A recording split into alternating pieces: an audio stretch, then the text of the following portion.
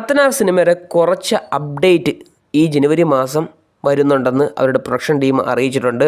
അപ്പോൾ ഈ സിനിമയെക്കുറിച്ചുള്ള ഒരു പ്രത്യേകത എന്ന് പറയുന്നത് ഇന്ത്യയിലെ ആദ്യത്തെ വിർച്വൽ ടെക്നോളജി ഉപയോഗിച്ച സിനിമ കത്തനാറിന് ഇപ്പോൾ സ്വന്തമാണ്. കാരണം ഇതിനു മുമ്പേ ഉപയോഗിച്ചത് 2 ഹോളിവുഡ് സിനിമയിലാണ്.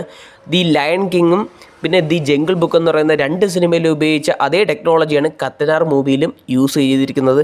കഴിഞ്ഞ 2.5 വർഷം ഈ സിനിമ ഷൂട്ട് ചെയ്യാൻ തുടങ്ങിയിട്ട് അതിൽ 70% വിർച്വൽ ടെക്നോളജിയാണ് യൂസ് ചെയ്തിരിക്കുന്നത്. ഗംഭീര ഒരു അന്യ ഐറ്റം ആയിരിക്കും.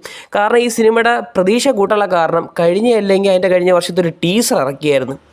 നല്ല ക്വാളിറ്റി പണി അറിയാവുന്നതിൻ്റെ കയ്യിലാണ് ഈ സിനിമ എത്തിയിട്ടുള്ളതെന്ന് പറയാം.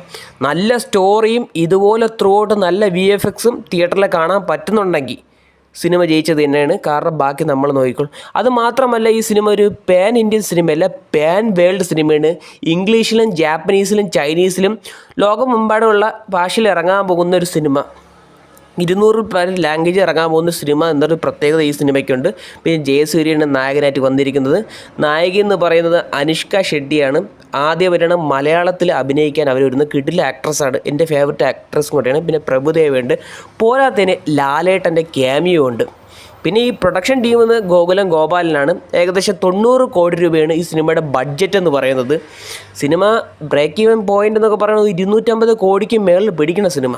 അത്രയെങ്കിലും പിടിക്കണം, എന്നാലേ സിനിമയ്ക്ക് ലാഭം ഉണ്ടാവുകയുള്ളൂ. പോസിറ്റീവ് റിവ്യൂ വന്നു കഴിഞ്ഞാൽ ഇന്ത്യൻ സിനിമ കാണാൻ പോകുന്ന അടുത്തൊരു വിസ്മയമായിരിക്കും കത്തനാർ എന്ന് പറയുന്ന സിനിമ. അപ്പം പണി അറിയാവുന്ന ആളിൻ്റെ കയ്യിലാണ് കിട്ടിയിരിക്കുന്നത് ഡയറക്ഷൻ. കാരണം റോജിൻ തോമസ് ആണ് 3 സിനിമകളെ സംവിധാനം ചെയ്തിട്ടുള്ളൂ. അതിൽ ഹോം എന്ന് പറയുന്ന സിനിമ ഹെവിയാണ് സത്യം പറഞ്ഞാൽ. എനിക്കിഷ്ടപ്പെട്ട ഒരു ഡയറക്ടർ കൂടെയാണ്. അപ്പോൾ ഈ സിനിമയെക്കുറിച്ചുള്ള അഭിപ്രായം നിങ്ങൾ കമന്റ് ബോക്സിൽ രേഖപ്പെടുത്തുക. പിന്നെ അത് മാത്രമല്ല, ജനുവരി 26-ന് ഇതിൻ്റെ റിലീസ് പ്രഖ്യാപനം ഉണ്ടാകും, അല്ലെങ്കിൽ ഇതിൻ്റെ ഒരു ടീസർ ഉണ്ടാകുന്നതായിരിക്കും. അപ്പോൾ താങ്ക്സ്.